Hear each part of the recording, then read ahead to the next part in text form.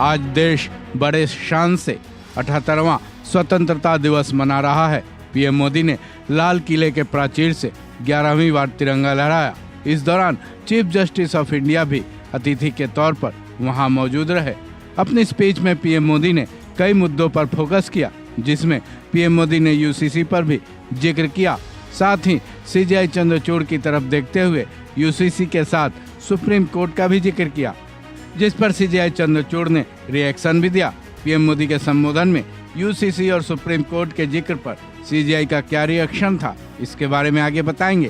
पहले जानते हैं पीएम मोदी ने यूसीसी पर क्या कुछ कहा। हमारे देश में सुप्रीम कोर्ट ने बार बार यूनिफॉर्म सिविल कोड को लेकर चर्चा की है, अनेक बार आदेश दिए हैं, क्योंकि देश का एक बहुत बड़ा वर्ग मानता है और उसमें सच्चाई भी है कि जिस सिविल कोड को हम लेकर जी रहे हैं वो सिविल कोड सच में तो एक प्रकार का कम्युनल सिविल कोड है, भेदभाव करने वाला सिविल कोड है। ऐसे सिविल कोड से जब संविधान के 75 वर्ष मना रहे हैं और संविधान की भावना भी जो हमें कहती है करने के लिए, देश की सुप्रीम कोर्ट भी हमें कहती है करने के लिए, और तब जो संविधान निर्माताओं का सपना था उस सपने को पूरा करना हम सबका दायित्व है।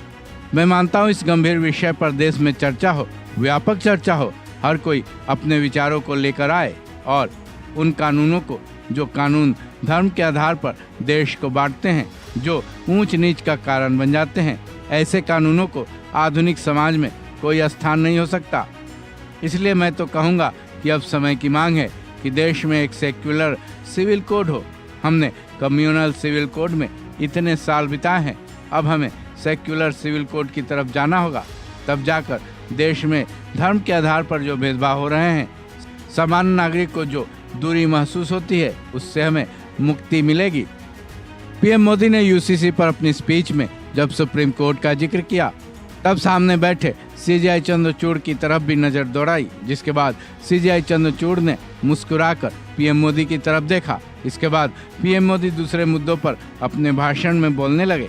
हालांकि सीजेआई का इस बारे में क्या मत है फिलहाल ये तो नहीं मालूम, लेकिन आपकी राय इस बारे में क्या है, कमेंट बॉक्स में जरूर लिखें।